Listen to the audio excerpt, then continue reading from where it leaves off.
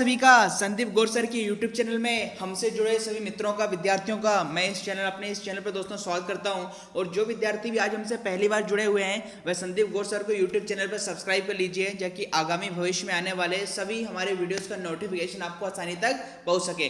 दोस्तों इस समय आप देख पा रहे हैं कि प्रतिदिन शाम को 6 बजे हमारी 6 से 7 बजे तक मध्य प्रदेश करेंट अफेयर और मध्य प्रदेश सामान्य ज्ञान की जो क्लासेस धांसू ट्रिक से चल रही है, जो कि आगामी भविष्य में होने वाली परीक्षा एमपीपीएससी, एमपी पुलिस, एमपीएसआई या फिर हम बात करें ग्रुप 2 सब ग्रुप 4, इन दोनों ही परीक्षाओं को ध्यान में रखते हुए मेरे दोस्तों, इन सभी परीक्षाओं को ध्यान में रखते हुए हम मध्य प्रदेश करेंट अफेयर और मध्य प्रदेश सामान्य ज्ञान ट्रिक से मेरे दोस्तों देख रहे हैं। क्योंकि आपने देखा होगा मध्य प्रदेश का जो करेंट अफेयर है वो हर एक व्यक्ति पढ़ता है, आपको कहीं से भी उसका सोर्स मिल जाएगा, आप आसानी से पढ़ सकते हैं। किंतु मैंने जो प्रयास किया है वह यह है कि मध्य प्रदेश करेंट अफेयर भी मेरे दोस्तों हम ट्रिक के माध्यम से देखते हैं, और ऐसी ट्रिक मेरे दोस्तों जो वो हमेशा याद रहेगी जिंदगी के साथ भी और जिंदगी के बाद भी। चलिए अब आज की क्लास प्रारंभ करने से पहले दोस्तों, हमारी जो परसों क्लास हुई थी, मतलब 2 जनवरी 2021 को मध्य प्रदेश करंट अफेयर और एमपी जीके की, उस क्लास में जिन विद्यार्थियों ने सबसे फास्ट आंसर दिया था कमेंट बॉक्स में पूछे गए प्रश्नों का, उन टॉप 10 रैंकर्स का नाम मेरे दोस्तों ये रहा आपके डिस्प्ले स्क्रीन पर। पहले स्थान पर प्रवेश किया है प्रवेश दुबे ने और प्राची जैन, दूसरे स्थान प्राप्त किया है रुचि राय और प्रिया तिवारी ने, तीसरा स्थान है रिंकी चौक से और रानी दांगी, चौथे नंबर पे प्रियंका परमार, 5वें नंबर पे प्रियंका सोनवा ने, 6वें नंबर पे रेखा मनोहर और किरण शर्मा, 7वें नंबर पे महिमा नामदेव, 8वें नंबर पे आशुतोष नेमा और रेखा, 9वें नंबर पे पंकज शर्मा और रीता, और 10वें नंबर पे रचना राहुल और विनोद। तो भाई इन सभी 10 विद्यार्थियों को बहुत बहुत शुभकामनाएं, मैं आपके उज्जवल भविष्य की कामना करता हूं। और इसी प्रकार से दोस्तों आप मेहनत करते रहिए, आगे बढ़ते रहिए, और आज भी पूछे गए प्रश्नों का जो विद्यार्थी भी सबसे फास्ट आंसर देंगे उनका नाम मेरे दोस्तों कल के लाइव सेशन में दिखाया जाएगा। चलिए अब आज की हमारी इस कक्षा को प्रारंभ करने से पहले जान लेते हैं आज का मोटिवेशनल कोट्स, जो आपको ऊर्जावान बनाएगा, चेहरे पर मुस्कान लाएगा, आपको आपकी मंजिल के प्रति दोगुनी रफ्तार से आगे बढ़ाएगा। तो क्या मेरे दोस्तों आज का मोटिवेशनल कोट्स कि काम करो ऐसे कि पहचान बन जाए। जी हाँ दोस्तों, काम करो ऐसे कि पहचान बन जाए, चलो ऐसे कि निशान बन जाए, अरे जिंदगी तो हर कोई काट लेता है, अगर दम है तो जियो ऐसे कि मिसाल बन जाए। जी मेरे लाडलो, अगर दम है तो जियो ऐसे कि मिसाल बन जाए। तो हो गया है दोस्तों आगाज रण का, बस युद्ध की तैयारी है, जीत उसी की होगी, संघर्ष जिसका जारी है। तो जुड़ जाइए मेरे साथ मेरे दोस्तों। आप सभी का पुनः स्वागत करते हुए मैं संदीप गौर आज की इस कक्षा को प्रारंभ कर रहा हूं। और पहला प्रश्न मेरे दोस्तों ये रहा आपके डिस्प्ले स्क्रीन पर।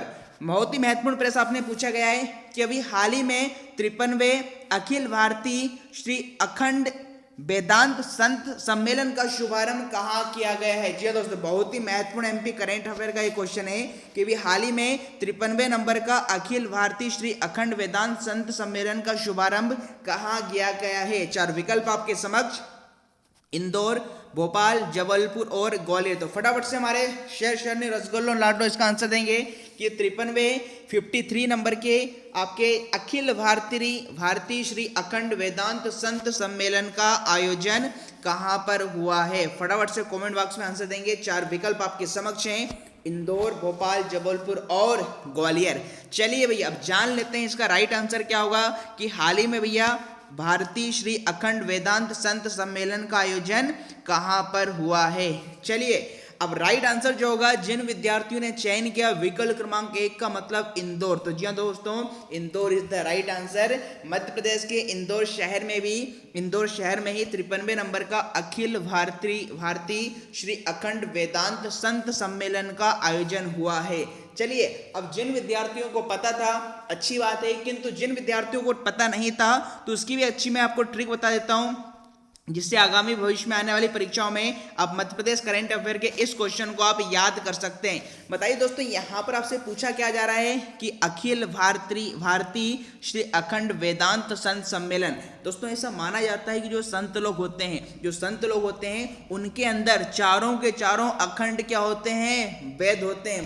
क्या बता रहा हूँ कि जो संत होते हैं, जो साधु महात्मा लोग होते हैं, उनके अंदर चारों के चारों जो वेद शब्द आ रहा है, बताइए यहाँ से मैं इस शब्द को रिलेट कर रहा हूँ कि जो संत होते हैं उनके अंदर चारों के चारों क्या होते हैं, वेद उनके अंदर होते हैं, समाहित होते हैं, मतलब उन्हें उन वेदों का संपूर्ण ज्ञान होता है। चारों के चारों वेद उनके अंदर समाहित होते हैं। तो अंदर का मतलब मेरे दोस्तों किससे लेंगे, इंदौर से लेंगे। तो इस प्रकार मैंने थोड़ा ट्रिक से आपको रिलेट करके बता दिया कि जो अखिल भारतीय अखंड वेदांत संत सम्मेलन की बात हो रही थी, तो हमने यहाँ पर शब्द लिया संत, कि जो संत लोग होते हैं उनके अंदर वेद क्या होते हैं, उनके अंदर वेदों का ज्ञान होता है, अर्थात वेद उनके अंदर होते हैं। तो अंदर का मतलब मेरे दोस्तों किससे है, इंदौर से। तो इस प्रकार थोड़ा आप रिलेट करके ही पढ़ेंगे तो आगामी भविष्य में होने वाली परीक्षाओं में आप कितना भी करंट अफेयर क्यों ना पढ़ लें एमपी का, आप इस प्रकार से पढ़ेंगे तो मेरा दावा है कि आप कभी भ्रमित नहीं होंगे। तो बस इतना आपको ध्यान में रखना है कि अखंड वेदांत संत सम्मेलन की बात हो रही है और संतों के अंदर वेदों का ज्ञान रहता है और ज्ञान अंदर रहता है, तो अंदर का मतलब इंदौर से है।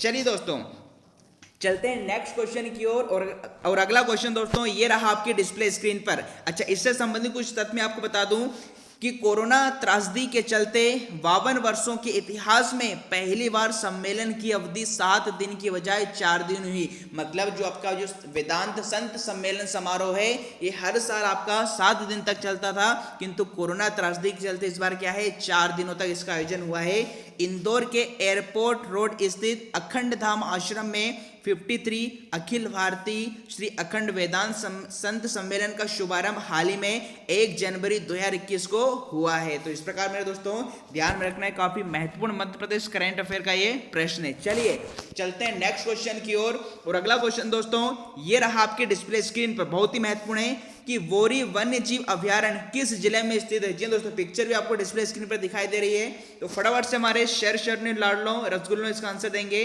कि मध्य प्रदेश के किस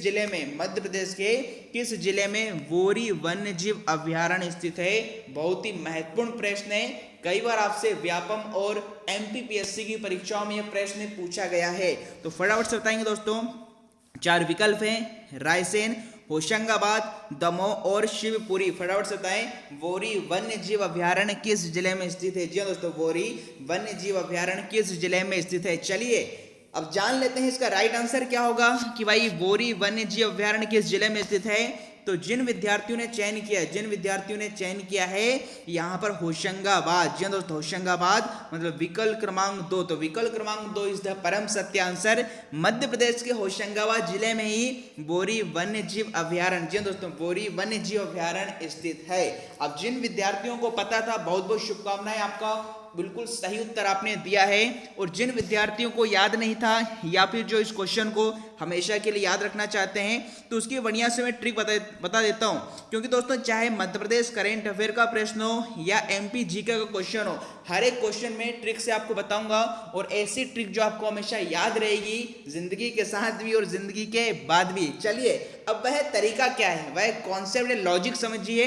कि हम इसको कैसे याद कर सकते हैं। दोस्तों देखिए यहां पर आपसे पूछा जा रहा है वोरी वन्य जीव अभयारण्य, वो तो वोरी का मतलब मैं ले लेता हूं वोर से, वोरी का मतलब किससे ले लेता हूं, वोर से होता है। और आपने देखा होगा अक्सर जो बोर होते हैं उसमें छोटे छोटे बच्चे क्या है गिर जाते हैं, और बोर में बच्चे गिरने के बाद अपना क्या है होश खो बैठते हैं। क्या खो बैठते हैं मेरे दोस्तों, होश खो बैठते हैं। तो बोर में गिर जाते हैं का मतलब है बोरी से, और होश खो बैठते का मतलब किससे है, होशंगाबाद से है। तो इस प्रकार भी दोस्तों याद कर सकते थे। तो हमारी ट्रिक क्या थी कि बोरी, तो बोरी का मतलब हमने किससे ले लिया, बोर से। अक्सर आपने देखा होगा न्यूज़पेपरों में कि जो लंबे लंबे काफी गहरे जो बोर होते हैं उन बोरों में बच्चे छोटे छोटे बच्चे खेलते खेलते गिर जाते हैं, और बोर में गिरने के बाद चूंकि बच्चे छोटे से रहते हैं तो बोर में गिरने के बाद अपना क्या है होश खो बैठते हैं। तो होश का मतलब किससे होगा, होशंगाबाद से, और बोर में गिर बैठने का मतलब किससे है, भोरी वन्य जीव अभयारण्य से है। तो इस प्रकार दोस्तों हमेशा आपको याद रहेगा। चलिए चलते हैं नेक्स्ट क्वेश्चन की ओर और क्वेश्चन नंबर 3 दोस्तों ये रहा आपके डिस्प्ले स्क्रीन पर कि वन मंत्री डॉक्टर कुंवर विजय शाह, पहला तो आपको पता होना चाहिए कि हमारे मध्य प्रदेश सरकार में वन मंत्री कौन है, तो डॉक्टर कुंवर विजय शाह। वन मंत्री कौन है, डॉक्टर कुंवर विजय शाह। तो कुमार विजय शाह द्वारा पेंच नेशनल पार्क के बफर जोन में गणेश मचान, जी हाँ दोस्तों, गणेश मचान का लोकार्पण कब किया गया, बहुत ही महत्वपूर्ण है। एक तो आपको यह भी ध्यान में रखने दी, आपसे यह पूछे कि गणेश मचान, क्या आपसे पूछे कि गणेश मचान का लोकार्पण किस नेशनल पार्क में किया गया है, तो किसमें किया गया है, पेंच नेशनल पार्क में किया गया। आपको एक चीजें भी दोस्तों पता होना चाहिए, और फिलहाल आपसे पूछा जा रहा है कि गणेश मचान का लोकार्पण कुंवर विजय शाह ने मध्य प्रदेश के जो पेंच नेशनल पार्क में किस तारीख को किया, तो फटाफट से इसका आंसर देंगे कि भैया किस तारीख को वन मंत्री के द्वारा गणेश मचान का लोकार्पण पेंच नेशनल पार्क में किया गया है। फटाफट से दोस्तों बताएंगे पेंच नेशनल पार्क में किया गया है, कब किया गया है। 4 विकल्प आपके समक्ष हैं। चलिए अब जान लेते हैं इसका राइट आंसर क्या होगा। तो भाई जिन विद्यार्थियों ने चयन किया विकल्प क्रमांक डी का, मतलब 25 दिसंबर 2020 को। वेरी गुड दोस्तों, दिस इज द क्या है, रॉन्ग आंसर, ही आपका गलत उत्तर है। तो फिर जान लेते हैं इसका सही उत्तर क्या होगा।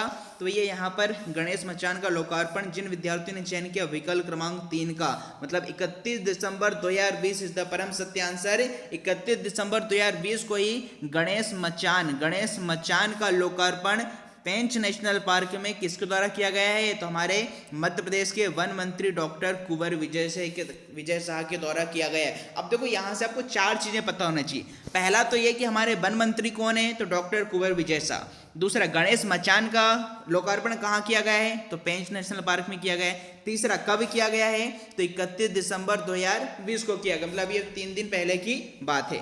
अब बात करते हैं सर, ये डेट है, इसको हो सकता है कि अभी तो हमें याद कर लिया, किंतु आगामी भविष्य में होने वाली परीक्षा में तब तक हम भूल जाएं, तो घबराने की आवश्यकता नहीं। थोड़ा सा दोस्तों मैं इसका भी लॉजिक बता देता हूं, इस डेट को कैसे याद रखें, इसका भी थोड़ा मैं आपको लॉजिक या ट्रिक बता देता हूं, क्योंकि हम एमपी करंट अफेयर भी ट्रिक के माध्यम से पढ़ते हैं। बताइए किसकी बात हो रही है, गणेश मचान की। और आप क्या देखेंगे कि गणेश, बताइए इस गणेश शब्द को ये पकड़ लेते हैं। इस गणेश शब्द की बात करें, बताइए गणेश शब्द में कितने अक्षर हैं, आप कहेंगे सर 3 अक्षर हैं। गणेश में कितने अक्षर हैं, 3 अक्षर है। और आपको बताएं कि सभी देवी देवताओं में, हमारे हिंदू भारतीय संस्कृति में सभी देवताओं से पहले, सबसे पहले किस देवता की आराधना की जाती है, मतलब प्रथम स्थान पे कौन आते हैं, गणेश आते हैं। मतलब 3 के साथ में क्या रख दूंगा, 1 रख दूंगा, तो क्या आएगा 31 दिसंबर हो जाएगा मेरे दोस्तों। क्या हो जाएगा, 31 दिसंबर हो जाएगा। तो डेट मैंने आपको याद करना बता दिया है कि तारीख 31 कैसे याद रखें। तो आपको पता है कि गणेश शब्द में आपके कितने अक्षर हैं, 3 अक्षर हैं। और गणेश की पूजा सबसे पहले की जाती है, मतलब पहले नंबर पे की जाती है। तो इस प्रकार से हमने यहाँ पर 1 लिख दिया। और वैसे आप देखेंगे वन मंत्री में क्या आ रहा है, 1 आ रहा है। इस प्रकार से ध्यान में रख सकते हैं। बताइए वन मंत्री, तो 1 को मैंने ऐसा लिख दिया, कैसा लिख दिया, 1 को। अब 1 में कितने अल्फाबेट हैं, 3, और 1 का मतलब न्यूमेरिकल में कितना होता है, 1 से होता है। तो इस प्रकार भी आप 31 मतलब कैसे भी दिमाग लगाकर याद कर सकते हैं कि भैया 31 दिसंबर 2020 को गणेश मचान का लोकार्पण पेंच नेशनल पार्क में वन मंत्री के द्वारा किया गया है। चल इससे संबंधित कुछ तथ्य हम देख लेते हैं मेरे दोस्तों, कि वन मंत्री डॉक्टर कुंवर विजय शाह द्वारा 31 दिसंबर 2020 को पेंच नेशनल पार्क के बफर जोन में गणेश मचान का लोकार्पण किया गया। अब ये है क्या, तो वह देख लेते हैं कि बफर में सफर, जी हाँ दोस्तों, बफर में सफर योजना के तहत वन विभाग द्वारा नेशनल पार्क के कोर क्षेत्र के साथ ही बफर क्षेत्र में भी पर्यटकों का रुझान बढ़ाने के प्रयास में पेंच नेशनल पार्क के गणेश तालाब के निकट में स्थापित किए गए इस मचान में पर्यटक गण प्राकृतिक नज़ारे में वन प्राणियों को निहार सकेंगे। मतलब सिर्फ इतना सा है कि पेंच नेशनल पार्क में प्राणियों, जो पर्यटक आते हैं, भ्रमण करने के लिए आते हैं, उन्हें आपके उस प्राणियों को निहारने के लिए इस आपका जो मचान है इसका लोकार्पण किया गया है। तो इस चीज़ को दोस्तों आपको ध्यान में रखना है। चलिए चलते हैं अगले क्वेश्चन की ओर। और नेक्स्ट क्वेश्चन दोस्तों ये रहा आपके डिस्प्ले स्क्रीन पर। अगला आपसे पूछा गया है कि मध्य प्रदेश के किस जिले में भृतहरि की गुफाएं स्थित है। जी हाँ दोस्तों, पिक्चर भी आपको डिस्प्ले स्क्रीन पर दिखाई दे रही है। बहुत ही महत्वपूर्ण प्रश्न है, कई बार एमपीपीएससी व्यापम में पूछा गया है। तो तो फटाफट से हमारे दोस्तों हमारे शेष लॉटले इसका आंसर देंगे कि मध्य प्रदेश के किस जिले में भृतहरि की गुफाएं स्थित है। चार विकल्प आपके समक्ष हैं, पचमढ़ी, सतना, उज्जैन और अनूपपुर। तो फटाफट बताएंगे कि मध्य प्रदेश के किस जिले में भृतहरि की गुफाएं स्थित है, जिसकी पिक्चर भी आपको डिस्प्ले स्क्रीन पर दिखाई दे रही है। तो फटाफट से बताएंगे दोस्तों कि मध्य प्रदेश के किस जिले में भृतहरि की गुफाएं स्थित हैं। चलिए जान लेते हैं इसका राइट आंसर क्या होगा। तो भाई जिन विद्यार्थियों ने यहाँ पर चयन किया विकल्प क्रमांक 3 का मतलब उज्जैन, तो उज्जैन इज द परम सत्य आंसर कि भाई मध्य प्रदेश के उज्जैन जिले में ही राजा भृतहरि की गुफाएं स्थित है मेरे दोस्तों। किसकी गुफाएं स्थित हैं? राजा भृतहरि की गुफाएं स्थित हैं। कहां पर? मध्य प्रदेश के उज्जैन जिले में। अब बताइए दोस्तों, जिनको याद था अच्छी बात है, किंतु जिनको याद नहीं था या फिर मैं इसको ट्रिक से बताने की कोशिश करूं तो मेरे दोस्तों आपने एक सेवक संघ का नाम सुना होगा। आपने महात्मा गांधी के एक सेवक संघ का नाम सुना होगा जिसका नाम क्या है? हरिजन। क्या नाम है मेरे दोस्तों? हरिजन। महात्मा गांधी के आपने हरिजन सेवक संघ का नाम सुना होगा। बस यही तो ट्रिक है। बताइए भृतहरि में शब्द क्या आ रहा था? हरि। भृतहरि में शब्द क्या आ रहा था? हरि। और आपका उज्जैन में क्या आ रहा था? जन। तो यहां पर क्या बन जाएगा? हरि जन। इस प्रकार दोस्तों ट्रिक बता ली। बताइए हरि को मैंने यहां से ले लिया और जन को यहां से पकड़ लिया, तो हरि का मतलब भृतहरि से और जन का मतलब किससे है? उज्जैन से। इस प्रकार हमारी ट्रिक क्या थी मेरे दोस्तों? हरिजन। हरिजन आदिवासी। क्या मेरे दोस्तों? हरिजन आदिवासी।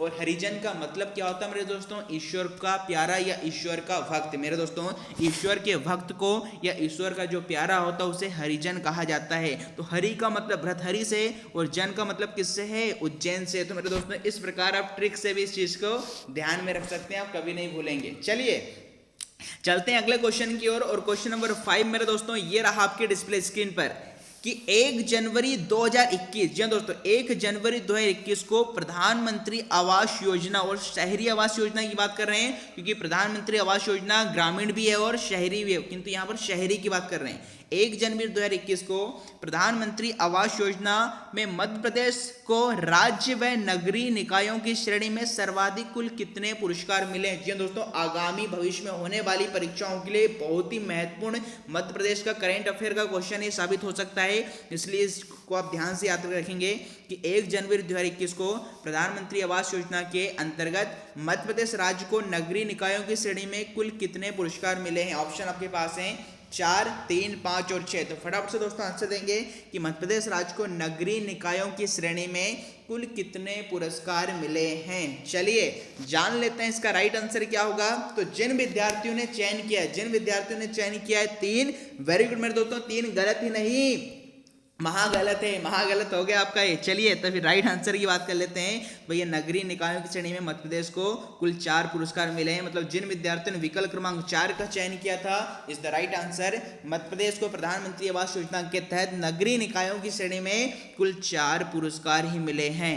अब बात आती है सर इसको कैसा याद रखें, क्योंकि अभी तो पढ़ लिया, अभी तो ऐसा लग रहा हो कि याद है, हो सकता है कुछ समय के बाद भूल जाएं, किंतु घबराने की आवश्यकता नहीं। मैं हर एक चीज हर एक तथ्य में आपको एमपी करंट अफेयर का ट्रिक से बताने की पूरी कोशिश मेरी रहेगी। अब इसकी ट्रिक जान लेते हैं। बताइए किस श्रेणी में आपको पुरस्कारों की बात कर रहे हैं, किस श्रेणी में बात हो रहे हैं? नगरीय निकायों में। किसमें? आपकी नगरीय निकायों में। और आप देखेंगे नगर में, आप यहां पर इसी शब्द को पकड़ लीजिए, इसी शब्द को पकड़ लीजिए, क्या लिखा है? नगरीय। क्या लिखा मेरे दोस्तों?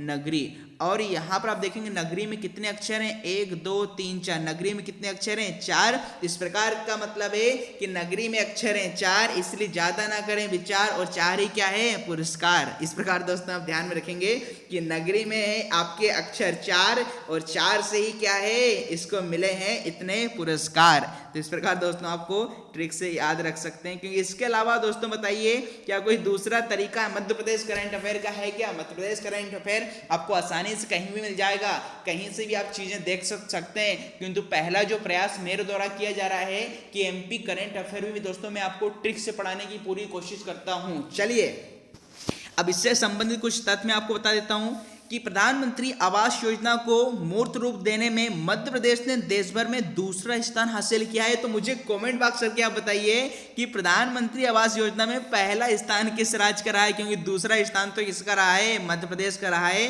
प्रधानमंत्री नरेंद्र मोदी ने 1 जनवरी 2021 को इंदौर में मुख्यमंत्री शिवराज सिंह चौहान को वर्चुअल मोड पर यह पुरस्कार प्रदान किया। तो वर्चुअली तो मेरे दोस्तों ये प्रोग्राम था और वर्चुअली मोड पर ही शिवराज सिंह चौहान को यह पुरस्कार हमारे हमारे भारत के नरेंद्र मोदी प्रधानमंत्री जी के द्वारा यह दिया गया है। चलिए चलते हैं नेक्स्ट क्वेश्चन की ओर। और अगला क्वेश्चन दोस्तों ये रहा आपके डिस्प्ले स्क्रीन पर कि मध्य प्रदेश की कुल जनसंख्या, मध्य प्रदेश की कुल जनसंख्या देश की कुल जनसंख्या का कितना प्रतिशत। तो पहले मुझे कमेंट बॉक्स में आप बताइए कि मध्य प्रदेश की कुल जनसंख्या मतलब जनगणना 2011 के अनुसार हर 10 साल में जनगणना होती है, मतलब 2021 इस वर्ष होने वाली है। तो आपको यह बताना है कि 2011 की जनगणना के अनुसार मध्य प्रदेश की कुल जनसंख्या कितनी है। बट फिलहाल आपसे ये क्वेश्चन पूछा जा रहा है कि मध्य प्रदेश की कुल जनसंख्या हमारे भारत देश की कुल जनसंख्या का कितना प्रतिशत है।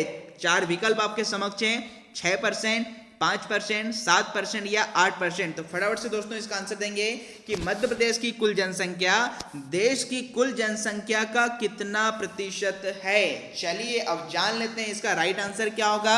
तो भैया जिन विद्यार्थियों ने चयन किया विकल्प क्रमांक 1 का मतलब 6%, तो 6% इज द परम सत्य आंसर। हमारे मध्य प्रदेश की कुल जनसंख्या भारत की कुल जनसंख्या का कितना परसेंट है, 6% है। यह क्वेश्चन बहुत ही महत्वपूर्ण दोस्तों, इसको बिल्कुल याद कर लीजिए।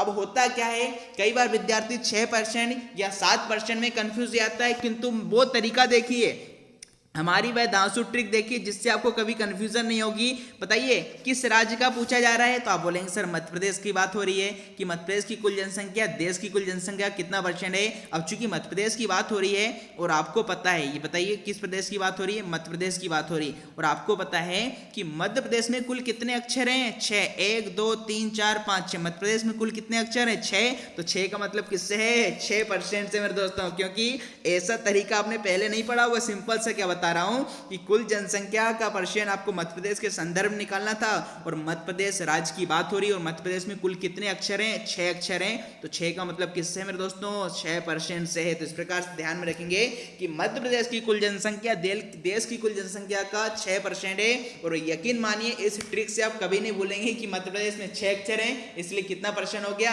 6% हो गया।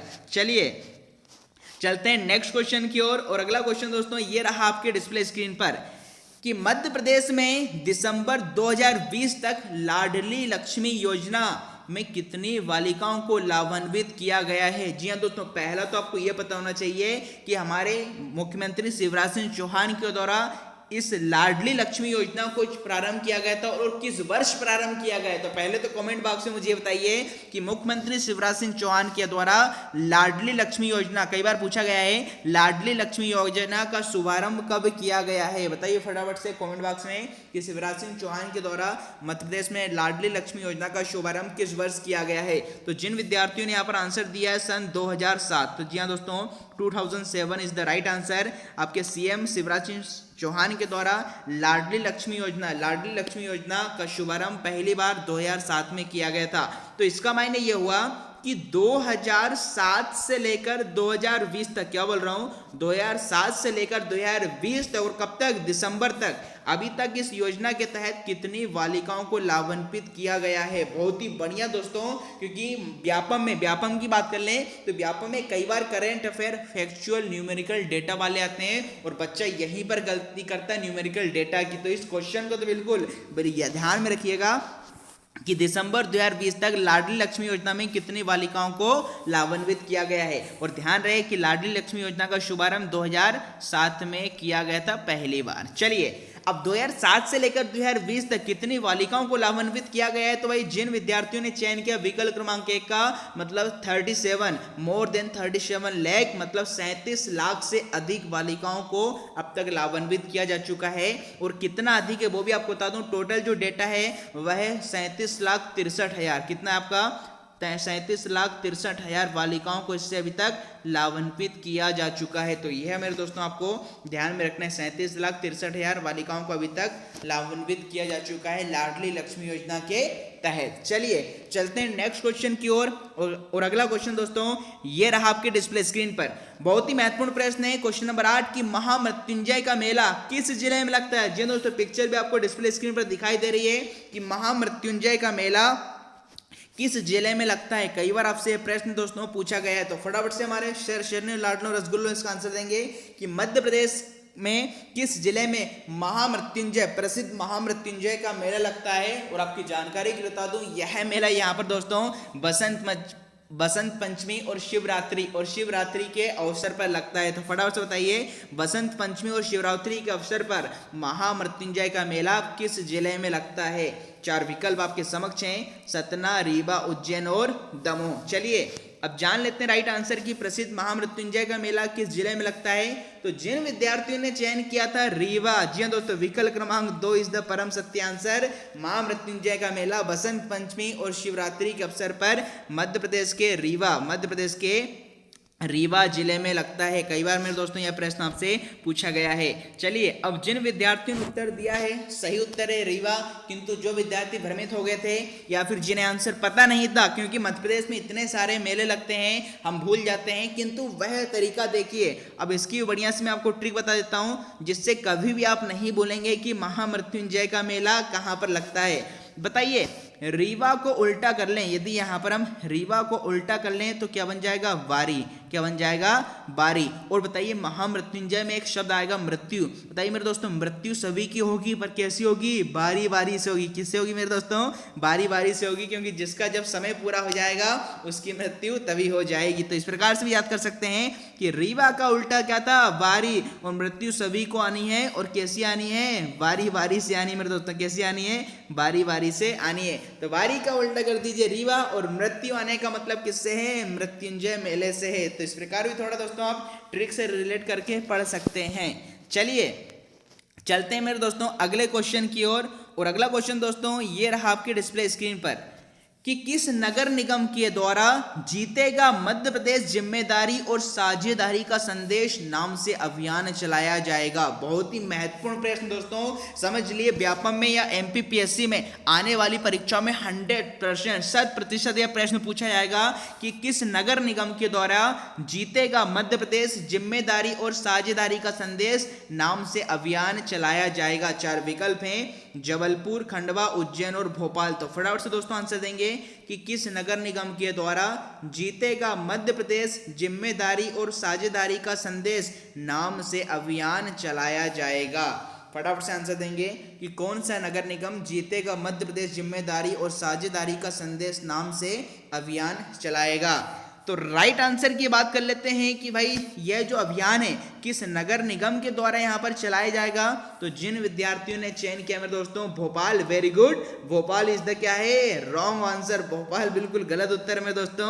और जिन विद्यार्थियों ने चयन किया विकल्प क्रमांक 2 का खंडवा, तो Khandwa is the right answer. Khandwa मेरे दोस्तों, खंडवा नगर निगम के द्वारा ही 2021 में, खंडवा नगर निगम के द्वारा ही 2021 का जो स्वच्छता सर्वेक्षण होगा उसमें हमारे मध्य प्रदेश को सर्वश्रेष्ठ स्थान पर लाने के लिए इस अभियान की शुरुआत की जाएगी। जीतेगा मध्य प्रदेश जिम्मेदारी और साझेदारी का संदेश, जो कि स्वच्छता से संबंधित है। हमारे मध्य प्रदेश को सर्वश्रेष्ठ स्थान पर लाने के लिए खंडवा नगर निगम के द्वारा यह अभियान चलाया जाएगा।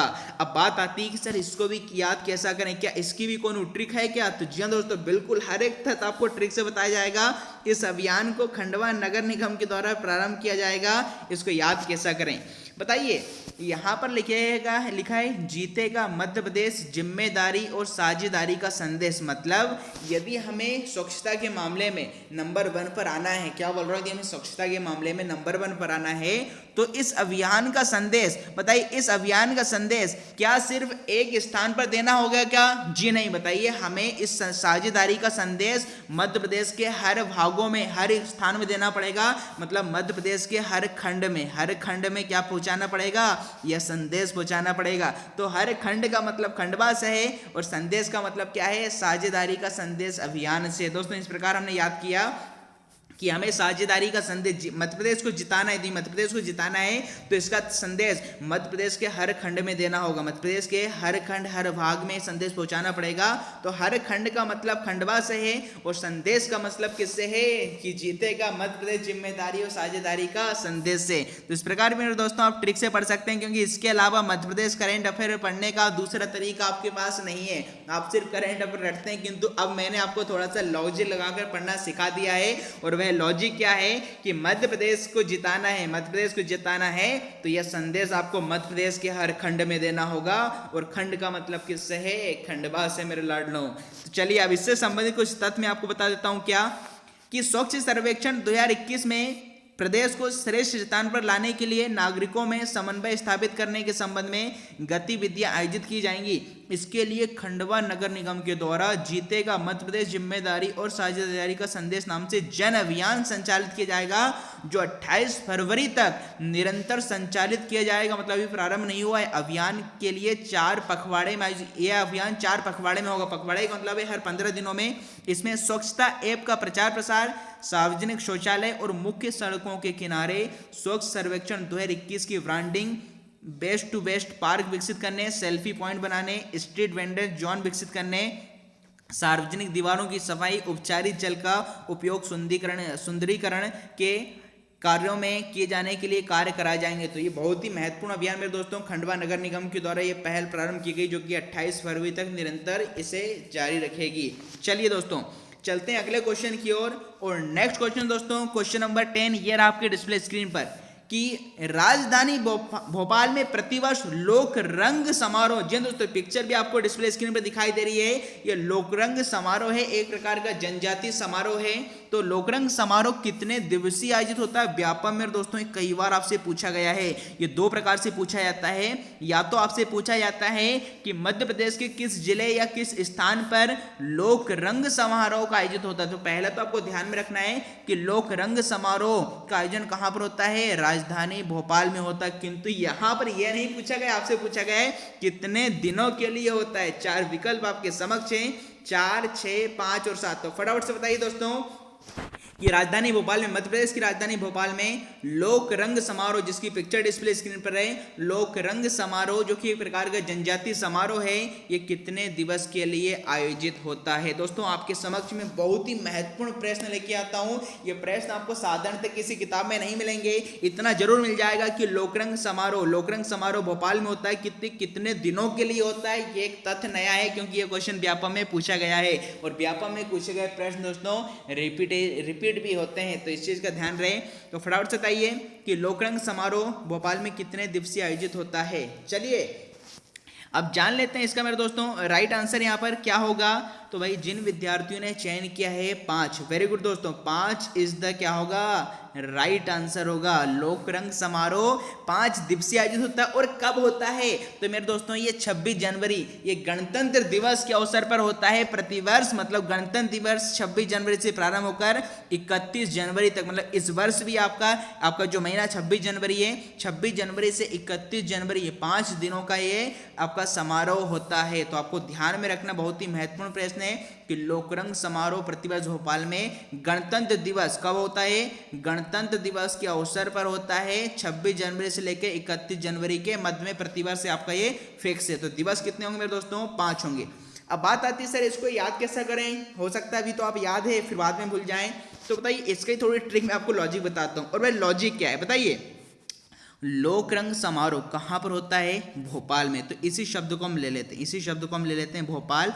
अब बताइए भोपाल में यदि आप मात्राओं की गिनती करें तो बताइए इसमें 2 की मात्रा होगी, ओ है, यहाँ पर आ की मात्रा, इसमें 2 मात्राएं, उल्ला में अ छिपा, तो कितनी मात्रा, 1 मात्रा। तो 2, 2, 4 और कितना होगा, 5 होगा। तो इस प्रकार ही तो रिलेट करके बता दिया। बताइए हिंदी लगा दी हमने, छंदों के रूल लगा दिए मेरे दोस्तों कि भोपाल शब्द में मात्राओं की गिनती कर ली तो कितनी मात्राएं होती हैं, 5। तो 5 का मतलब किससे, 5 दिवसीय से है कि भोपाल में लोकरंग समारोह 5 दिवस तक मेरे दोस्तों चलता है। तो याद कर लिए भोपाल में 5 मात्राएं होती हैं, तो 5 से क्या है, 5 दिनों से है। चलिए चलते हैं दोस्तों नेक्स्ट क्वेश्चन की ओर। और अगला क्वेश्चन दोस्तों ये रहा आपके डिस्प्ले स्क्रीन पर कि हाल ही में 3 जनवरी, मतलब कल की बात कर रहे हैं, हाल ही में आपने देखा होगा कल 3 जनवरी रविवार को 2021 को मध्य प्रदेश मंत्रिमंडल में किन 2 मंत्रियों ने शपथ ग्रहण की। जी दोस्तों बहुत ही महत्वपूर्ण प्रश्न पूछा जा सकता है कि अब आपकी जो कल की बात करें, कल रविवार 3 जनवरी को मध्य प्रदेश मंत्रिमंडल में किन 2 मंत्रियों ने शपथ ग्रहण किया। जी दोस्तों आनंदीबेन पटेल, मध्य प्रदेश की जो आपकी राज्यपाल है आनंदीबेन पटेल ने 2 मंत्रियों को शपथ ग्रहण कराई है। मतलब हाल ही में शिवराज सिंह चौहान के मंत्रिमंडल को विस्तार किया गया है। और अब कुल कितने मंत्री हो चुके हैं, 30 मंत्री हो चुके थे। आपसे पूछें कि कुल कितने मंत्री हैं इनकी इसमें मंत्रिमंडल में, तो 30 आपके मंत्री हैं। जबकि राज्य सरकार में टोटल जो संख्या है वो 35 मंत्रियों की रहती है। कितनी आपकी 35 मंत्रियों की है, मतलब भविष्य में 5 मंत्री क्या है और बनाए जा सकते हैं। टोटल वर्तमान में कितने हो गए 30, जबकि 35 मंत्री राज्य सरकार में रह सकते हैं, मतलब 5 मंत्री और आगामी भविष्य में यदि शिवराज सिंह चौहान चाहें तो उन्हें क्या है अपने मंत्रिमंडल में शामिल कर सकते हैं। तो फिलहाल मुझे बताइए कल रविवार के दिन 3 जनवरी को मध्य प्रदेश मंत्रिमंडल में के किन 2 मंत्रियों ने शपथ ग्रहण किए। 4 विकल्प आपके समक्ष है दोस्तों, फटाफट से इसका आंसर बताएंगे। किन 2 मंत्रियों ने हाल ही में कल आपकी शपथ ग्रहण की है। चलिए अब राइट आंसर की बात कर लेते हैं। तो भैया जिन विद्यार्थियों ने यहाँ पर चयन किया विकल्प क्रमांक 1 का, मतलब तुलसीराम सिलावट और गोविंद सिंह राजपूत। जी दोस्तों, तुलसीराम सिलावट और गोविंद सिंह राजपूत, इन दोनों मंत्रियों ने ही कल रविवार के दिन आनंदीबेन पटेल ने इनको शपथ दिलाई थी। तो ये दोनों मंत्रियों ने हाल ही में शपथ ग्रहण की है, ठीक है ना। तो तुलसीराम सिलावट आपके जल संसाधन मंत्री हैं और गोविंद सिंह राजपूत दोस्तों राजस्व परिवहन मंत्री हैं। चलिए अब इसको याद कैसा करें, तो दोस्तों आपको याद रहेगा, बट फिर भी यदि हम ट्रिक की बात कर लें कि सर किन 2 मंत्रियों ने हाल ही में शपथ ग्रहण की, क्या इसकी कोई ट्रिक है, तो ट्रिक भी चलो मैं बता देता हूं। बताइए, तुलसीराम सिलावट और गोविंद सिंह राजपूत आपका ये आंसर है। बताइए, यदि आप तुलसी की पूजा करेंगे तो राम भी मिल जाएंगे और गोविंद भी मिल जाएंगे मेरे दोस्तों। इस प्रकार से याद कर सकते हैं कि यदि आप तुलसी मैया की पूजा करें तो राम भी मिल जाएंगे और क्या है, गोविंद भी मिल जाएंगे। अर्थात राम का मतलब तुलसी राम से और गोविंद का मतलब किससे है, गोविंद सिंह राजपूत से। तो इस प्रकार दोनों मंत्रियों ने हाल ही में शपथ ग्रहण की। पिक्चर भी आपको डिस्प्ले स्क्रीन बता रहा हूं। बताइए, लिखा है मंत्री पद की शपथ लेने के बाद राज्यपाल आनंदीबेन पटेल और मुख्यमंत्री के साथ तुलसीराम सिलावट लेफ्ट में है आपके और राइट में गोविंद सिंह राजपूत आपको ये दिखाई दे रहे हैं। इस प्रकार ये पिक्चर मैंने आपको बता दी, इन दोनों मंत्रियों ने हाल ही में शपथ ग्रहण की है, तुलसीराम सिलावट ने और गोविंद सिंह राजपूत ने। आपकी आनंदीबेन पटेल हैं और मुख्यमंत्री शिवराज सिंह चौहान ने। लिखा यहाँ पर शपथ ग्रहण समारोह 3 जनवरी 2021। चलिए चलते दोस्तों अगले क्वेश्चन की ओर। और नेक्स्ट क्वेश्चन दोस्तों ये रहा आपके डिस्प्ले स्क्रीन पर कि मध्य प्रदेश के प्रसिद्ध खिलाड़ी समीर दाद का संबंध किससे। जी तो बहुत ही महत्वपूर्ण प्रश्न है, कई बार व्यापक में एमपीपीएससी में पूछा गया है। स्पेशली मध्य प्रदेश के खिलाड़ियों का संबंध किस खेल से रहा है, यहाँ से 1-2 क्वेश्चन आपसे पूछे जाते हैं। तो समीर दाद की पिक्चर भी आपको डिस्प्ले स्क्रीन पर दिखाई दे रही है। तो फटाफट से हमारे शहर शरनियों, लाडलों, रसगुल्लों, रसमलाइयों, काजू कतलियों आज का आंसर देंगे कि मध्य प्रदेश के प्रसिद्ध खिलाड़ी समीर दाद का संबंध किस खेल से है। 4 विकल्प आपके समक्ष हैं, हॉकी, क्रिकेट, कुश्ती या टेबल टेनिस। फटाफट से दोस्तों इसका आंसर देंगे कि मध्य प्रदेश के प्रसिद्ध खिलाड़ी समीर दाद का संबंध किस खेल से है, या हॉकी से है, क्रिकेट से है, कुश्ती या टेबल टेनिस से। चलिए अब जान लेते हैं राइट आंसर कि भैया समीर दाद का संबंध किससे है। तो जिन विद्यार्थियों ने चयन किया क्रिकेट का, जी दोस्तों very good, cricket is the क्या है, महा रॉन्ग आंसर, ये महा गलत है। तो फिर बात कर लेते हैं कि समीर दाद का संबंध किससे है। तो जिन विद्यार्थियों ने चयन किया विकल्प क्रमांक 1 का मतलब हॉकी, तो हॉकी इज द परम सत्य आंसर। समीर दाद प्रसिद्ध खिलाड़ी किसके हैं, हॉकी के हैं। तो दोस्तों आपको ध्यान में रखना है कि समीर दाद का संबंध, और हाँ मध्य प्रदेश के कहाँ से संबंध रखते हैं, तो इनका जन्म मेरे दोस्तों राजधानी भोपाल में ही हुआ था। आपके राजधानी भोपाल के ही प्रसिद्ध खिलाड़ी जिनका संबंध किससे है, हॉकी से। इनका जन्म भोपाल में ही हुआ था। भोपाल के प्रसिद्ध खिलाड़ी हैं जो हॉकी से अपना संबंध रखते हैं। अब बात आती है सर इतने खिलाड़ी हैं हम भूल जाते हैं, कैसे याद रखें। तो घबराने की आवश्यकता नहीं मेरे दोस्तों, इसकी भी धांसू ट्रिक बता रहा हूँ, कैसे याद रखें उसकी भी ट्रिक जान लीजिए।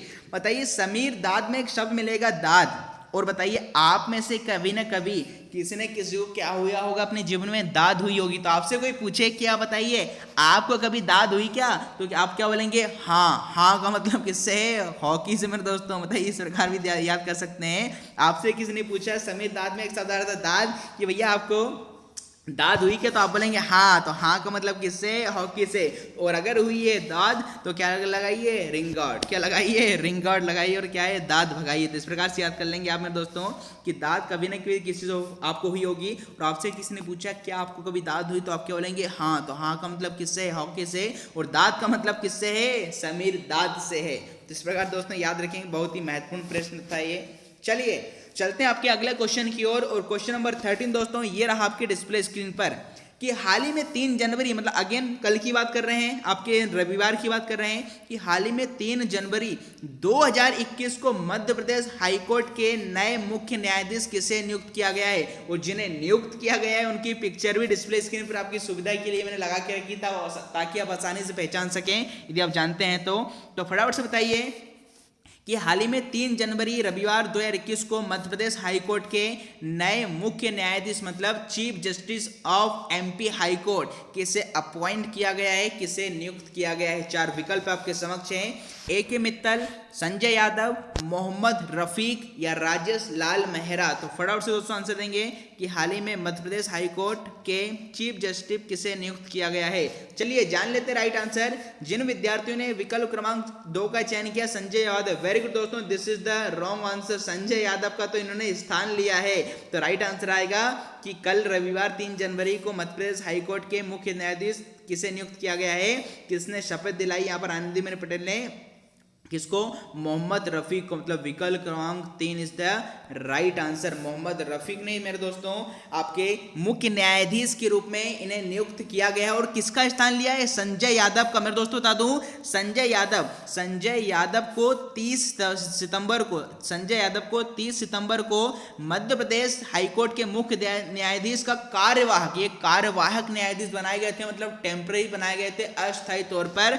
अब जैसे ही फाइनल किसे अपॉइंट किया गया, मोहम्मद रफीक को, तो उन्होंने संजय यादव का स्थान लिया है। अच्छा, एक और व्यापम का सबसे महत्वपूर्ण पॉइंट है एमपीपीएससी का कि यह संख्या भी पूछ लेता है, आपसे संख्या भी पूछ लेगा कि बताइए हाल ही में नियुक्त किए गए मुख्य न्यायाधीश मोहम्मद रफीक मध्य प्रदेश के कौन से नंबर के न्यायाधीश बने हैं। तो मेरे दोस्तों फटाफट से आप में से देखते हैं कितने लोगों को आंसर पता है कि हाईकोर्ट के मुख्य न्यायाधीश तो बने मोहम्मद रफीक, किंतु कौन से नंबर के बने हैं, ये कौन से नंबर के मुख्य न्यायाधीश बने हैं, इस बात का आंसर देखते हैं आज कितने लोगों को पता होगा। बहुत ही महत्वपूर्ण प्रश्न है कि ये कौन से नंबर के मुख्य न्यायाधीश बने हैं। चलिए, अब जिन विद्यार्थियों ने चयन किया है 27वां, तो 27th is the right answer मेरे दोस्तों। संजय यादव जो थे वो 26वें नंबर के कार्यवाहक न्यायाधीश थे, जबकि हाल ही में मोहम्मद रफीक 27वें नंबर के मुख्य न्यायाधीश बने हैं आपके मध्य प्रदेश हाईकोर्ट के।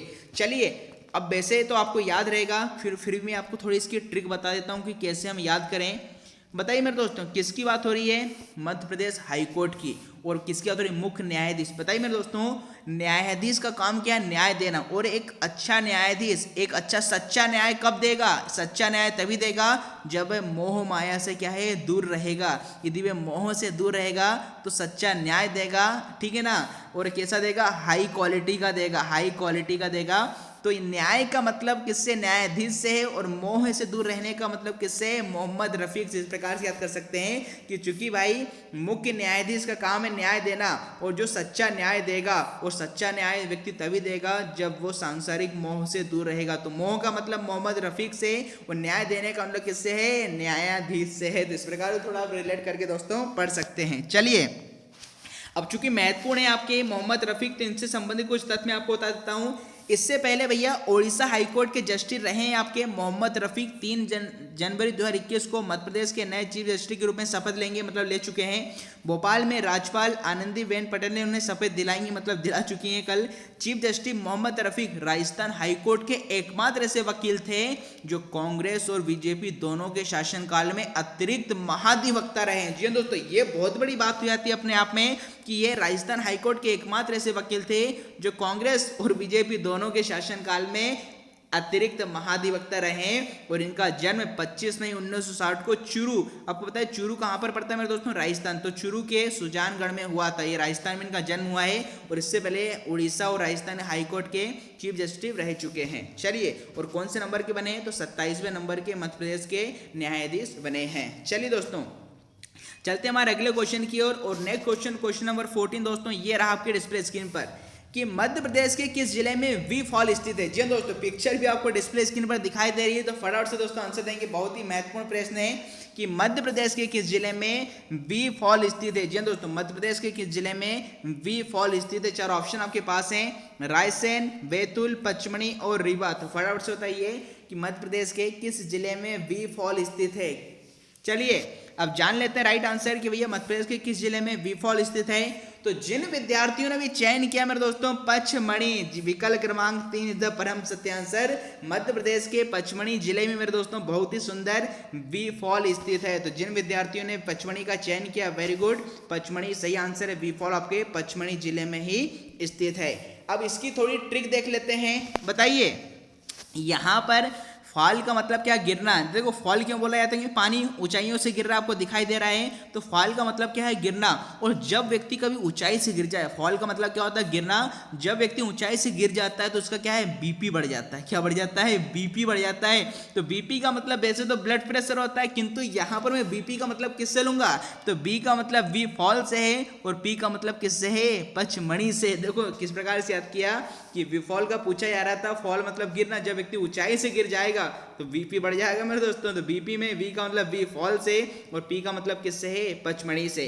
अच्छा, अब इसका नाम वैसे आपको बता दूं वी फॉल क्यों रखा गया, तो हम सभी को पता है वी का मतलब क्या होता है, मधुमक्खियां। तो मेरे दोस्तों जहां पर वी फॉल बना हुआ है, जहां से पानी गिरता है, इसके आसपास काफी घने जंगल है और इन जंगलों में काफी मधुमक्खी के छत्ते लगे हैं। यदि आप देखेंगे कभी गए तो आपको पता होगा, काफी आपके मधुमक्खी के छत्ते लगे हुए हैं और जगह जगह नोटिस बोर्ड भी लगे हैं कि भैया इन मधुमक्खियों से क्या है, छेड़े नहीं, इनसे क्या है, सावधान रहे। तो चूंकि इस फॉल, इस झरने, इस प्रपात के आसपास मधुमक्खियों के कई झरने हैं, इस कारण क्या बोला जाता है, इसे वी फॉल बोला जाता है। अब बताइए यदि मैं वी का मतलब मधुमक्खी से ले रहा हूं और मधुमक्खियां को यदि आप परेशान करेंगे तो आपको क्या है, पचा देंगी। पचा देगी का मतलब क्या है, पचमढ़ी से। मधुमक्खियां परेशान कर देंगी अर्थात क्या, इनको छेड़ोगे तो वो भी आपको पचा देंगी। पचा देने का मतलब क्या है, परेशान कर देंगी। तो इस प्रकार दोस्तों आप याद कर सकते हैं। चलिए चलते हैं क्वेश्चन नंबर 15 की ओर। तो क्वेश्चन नंबर 15 दोस्तों ये रहा आपके डिस्प्ले स्क्रीन पर। अगला आपसे पूछा जा रहा है कि हाल ही में किस शहर के वरेण्यम शर्मा ने 251.03 किलोमीटर 251.03 किलोमीटर दौड़कर 31 दिन का इंडियन रनर दिसंबर चैलेंज पूरा किया। बहुत ही महत्वपूर्ण है मेरे दोस्तों। यह जो लड़का है वरेण्यम शर्मा, आपको बताना है किस जिले से अपना संबंध रखता है और इसकी उम्र मात्र 6 वर्ष। जी हाँ, तो मात्र 6 वर्ष में इसने रिकॉर्ड कायम किया है कि भाई किस शहर के वरेण्यम शर्मा ने 251.03 किलोमीटर की दौड़ 31 दिन में पूरी की है और अपना इंडियन रनर दिसंबर चैलेंज पूरा किया। तो फटाफट से मेरे दोस्तों बताइए, पिक्चर भी आपको डिस्प्ले स्क्रीन पर दिखाई दे रही है इस छोटे से बालक की जिसका नाम वरेण्यम शर्मा है। बहुत ही बढ़िया इसने काम किया है। तो बताइए वरेण्यम शर्मा का संबंध किस जिले से, 4 विकल्प हैं, जबलपुर, ग्वालियर, भोपाल और इंदौर। तो फटाफट से बताएंगे दोस्तों इसका राइट आंसर क्या होगा, इसका राइट आंसर क्या होगा।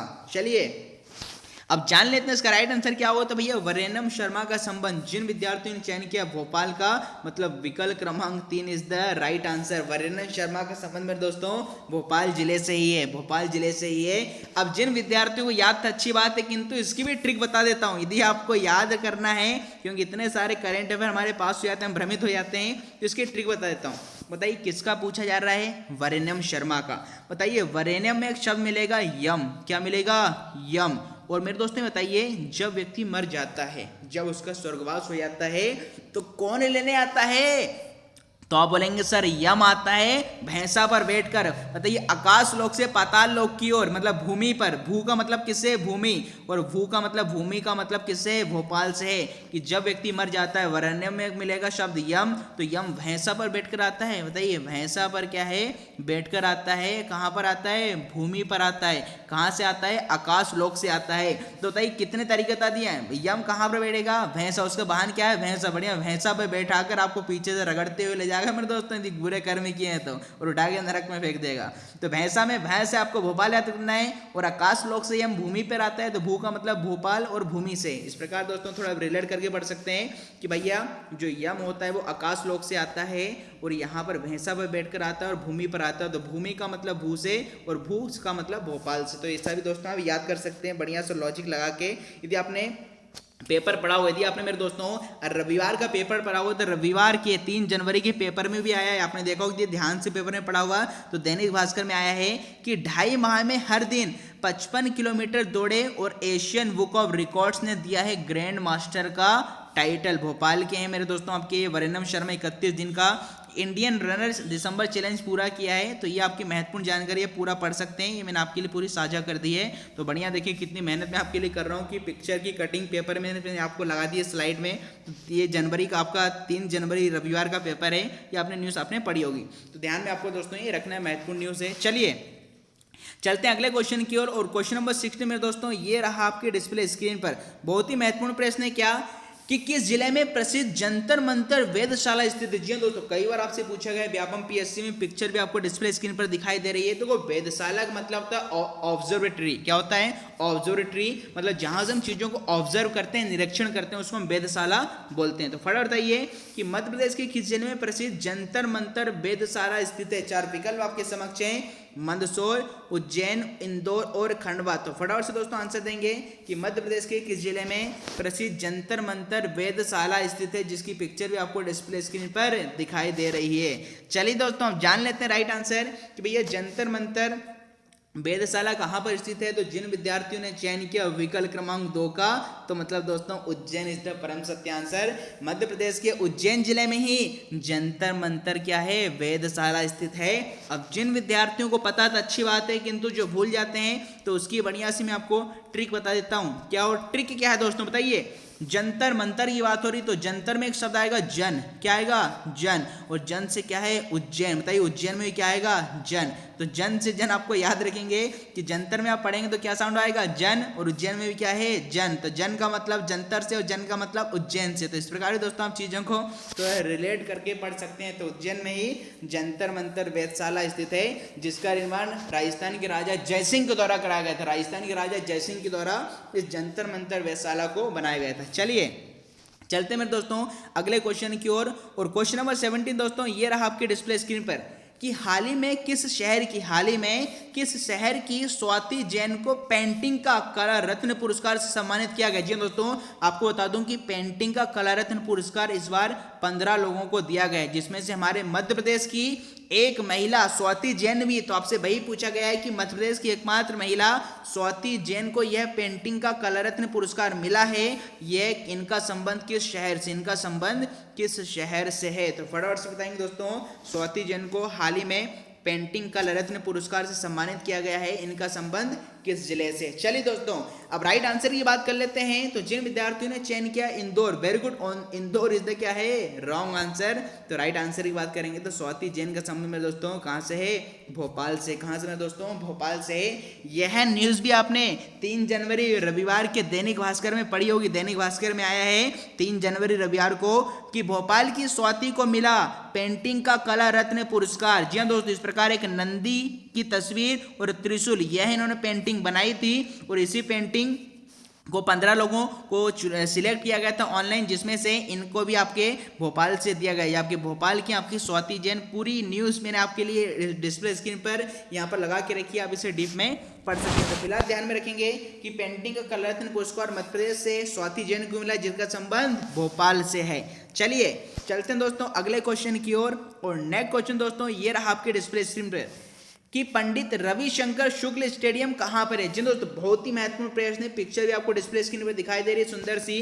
तो फटाफट से आंसर देंगे कि पंडित रविशंकर शुक्ल स्टेडियम कहां पर है। फटाफट से आंसर दी, 4 विकल्प हैं, ग्वालियर, जबलपुर, रीवा और इंदौर। फटाफट से आंसर देंगे, ग्वालियर, जबलपुर, रीवा और इंदौर कहां पर या किस जिले में पंडित रविशंकर शुक्ल स्टेडियम स्थित है। चलिए जान लेते हैं राइट आंसर कि भैया पंडित रविशंकर शुक्ल स्टेडियम कहां पर है। तो जिन विद्यार्थियों ने चयन किया मेरे दोस्तों जबलपुर, मतलब विकल्प क्रमांक 2 इस द परम सत्य आंसर। मध्य प्रदेश के जबलपुर जिले में ही पंडित रविशंकर शुक्ल स्टेडियम मेरे दोस्तों क्या है, स्थित है। तो इस प्रकार आप ध्यान में रखेंगे, बहुत ही महत्वपूर्ण प्रश्न था, पंडित रविशंकर शुक्ल स्टेडियम कहां पर है आपके जबलपुर में। चलिए चलते हैं आज के सेकंड लास्ट क्वेश्चन की ओर। और क्वेश्चन नंबर 19 दोस्तों ये रहा आपकी डिस्प्ले स्क्रीन पर कि प्रधानमंत्री आवास योजना शहरी में मध्य प्रदेश का उत्कृष्ट प्रदर्शन में श्रेष्ठ आवास निर्माण के लिए किस नगर निगम श्रेणी में किस नगर निगम को पुरस्कार दिया गया है। जी दोस्तों यहाँ पर नगर निगम की बात की जा रही है। वैसे तो हमें पता था, अभी आपको बताया था कि प्रधानमंत्री आवास योजना में मध्य प्रदेश को दूसरा स्थान मिला है, किंतु सर्वश्रेष्ठ यहाँ पर नगर निगम की बात कर लें कि किस नगर निगम को यहाँ पर प्रथम पुरस्कार दिया गया है। 4 ऑप्शन आपके पास है, जबलपुर, छिंदवाड़ा, ग्वालियर और भोपाल। तो फटाफट बताइए कि प्रधानमंत्री आवास योजना के तहत उत्कृष्ट कार्य करने के लिए मध्य प्रदेश की किस नगर निगम को पहला या प्रथम सर्वश्रेष्ठ यहाँ पर निगम का पुरस्कार दिया गया है। चलिए जान लेते हैं इसका राइट आंसर क्या होगा। तो भैया सर्वश्रेष्ठ किस श्रेणी में किस निगम को पुरस्कार मिला है, तो नगर निगम की श्रेणी में छिंदवाड़ा गुजर। तो छिंदवाड़ा नगर निगम को यहाँ पर श्रेष्ठ आवास निर्माण के लिए यह पुरस्कार दिया गया है। क्या याद रखेंगे दोस्तों, छिंदवाड़ा याद रखेंगे। इससे संबंधित कुछ तथ्य मैं आपको बता दूं यहाँ पर, और वह तथ्य क्या है कि श्रेष्ठ आवास निर्माण के लिए नगर निगम श्रेणी में छिंदवाड़ा और नगर पालिका में खुरई को पुरस्कृत किया गया है। छिंदवाड़ा में AHP श्रेणी में सभी आवासों का निर्माण पूरा कराकर लाभार्थी को सौंप दिया गया है। देवास, बैतूल, अलीराजपुर के हितग्राहियों को भी उत्कृष्ट आवास निर्माण के आधार पर पुरस्कृत किया गया है। तो फिलहाल आपको नगर निगम का ध्यान में रखना है छिंदवाड़ा, और नगर पालिका का क्या है, खुरई है। चलिए चलते हैं दोस्तों आज के अंतिम प्रश्न की ओर, और आज का अंतिम प्रश्न क्वेश्चन नंबर 20 ये रहा आपके डिस्प्ले स्क्रीन पर कि दाई महल कहाँ स्थित है। जी दोस्तों बहुत ही महत्वपूर्ण है, कई बार आपसे पूछा गया है। पिक्चर भी आपको डिस्प्ले स्क्रीन पर दिखाई दे रही है कि मध्य प्रदेश के किस जिले या स्थान में दाई महल स्थित है। फटाफट दोस्तों बताइए कि मध्य प्रदेश के किस स्थान या जिले में आपका दाई महल स्थित है। 4 विकल्प आपके समक्ष हैं, मांडू, चित्रकूट, ओरछा और देवास। तो फटाफट से बताएंगे हमारे शहर चंड लाडू और रसगुल्लों कि मध्य प्रदेश के किस स्थान पर दाई महल स्थित है, जिसकी पिक्चर भी आपको डिस्प्ले स्क्रीन पर दिखाई दे रही है। चलिए दोस्तों अब जान लेते हैं इसका राइट आंसर क्या होगा कि भैया दाई महल कहां पर स्थित है। तो जिन विद्यार्थियों ने चयन किया है ओरछा का, वेरी गुड दोस्तों, ओरछा इसका क्या है, रॉन्ग आंसर, ओरछा इसका आंसर नहीं होगा। तो फिर बात आती है इसे दाई महल कहां पर स्थित है, जिन विद्यार्थियों ने चयन किया मांडू का। जी हाँ दोस्तों, मांडू इज द परम सत्य आंसर, मांडू में ही दाई महल स्थित है। क्या आपका है, दाई महल स्थित है। अब जिनको याद था अच्छी बात है, किंतु इसकी भी ट्रिक बता देता हूं। इसकी ट्रिक क्या है बताइए, दाई से याद रखेंगे दाई माँ, दाई से आपको क्या याद रखना है, दाई माँ। तो देखो दाई का मतलब दाई महल से, और माँ का मतलब किससे है, मांडू से। मांडू में क्या आ रहा है दोस्तों, माँ आ रहा है। तो इस प्रकार आप हमारे धांसू ट्रिक से दोस्तों याद कर सकते हैं कि आपको क्या रखना है, दाई महल पूछा तो दाई माँ आपको क्या रखना है, दाई माँ याद करना है। तो माँ का मतलब किससे हो जाएगा, मांडू से, और दाई का मतलब किससे हो जाएगा, दाई महल से हो जाएगा। तो आप हमेशा ध्यान में रखेंगे दोस्तों कि दाई महल कहाँ पर स्थित है, मांडू में स्थित है। चलिए दोस्तों तो आज हमने 20 सबसे महत्वपूर्ण प्रश्न हमने डिस्कस किए, जिसमें मध्य प्रदेश करंट अफेयर के आपके और एमपी जीके के क्वेश्चन भी दोस्तों शामिल थे, जो कि आगामी भविष्य में होने वाली MP police, MP PSC, Vyapam, group 2 इन सभी परीक्षाओं के लिए कारगर सिद्ध होंगे। अब यहाँ पर विदा लेने का समय आ चुका है आपके समक्ष। जाते हैं कुछ पंक्ति में आपके साथ शेयर करूंगा क्या, कि जल को बर्फ बदलने में वक्त लगता है, जल को बर्फ बदलने में वक्त लगता है, सूरज को निकलने में वक्त लगता है, किस्मत को तो हम बदल नहीं सकते मेरे दोस्तों, लेकिन अपने हौसलों से किस्मत बदलने में वक्त लगता है। जी हाँ दोस्तों, लेकिन अपने हौसलों से किस्मत बदलने में वक्त लगता है। तो आज की कक्षा में यहीं पर समाप्त करता हूं मेरे दोस्तों, और आप सभी का बहुत बहुत धन्यवाद। आप प्रतिदिन शाम को 6 बजे मुझसे जुड़ते हैं। इस प्रकार आपका स्नेह और प्यार हमसे बनाए रखिए। मैं पूरी कोशिश करूंगा अच्छे अच्छे क्वेश्चन आपके समक्ष प्रतिदिन 6 बजे लेकर आता हूं। और जो विद्यार्थी आज हमसे पहली बार जुड़े हैं वह हमारे चैनल को सब्सक्राइब कर लीजिए, क्योंकि दोस्तों मैं बिना किसी स्वार्थ के आपके समक्ष डेली क्लासेस लेकर आता हूं। आप भी अपना दायित्व निभाइए और चैनल को सब्सक्राइब कीजिएगा, लाइक कीजिएगा। तो आज की कक्षा यहीं पर मेरे दोस्तों समाप्त। थैंक यू, जय हिंद, शुभ रात्रि।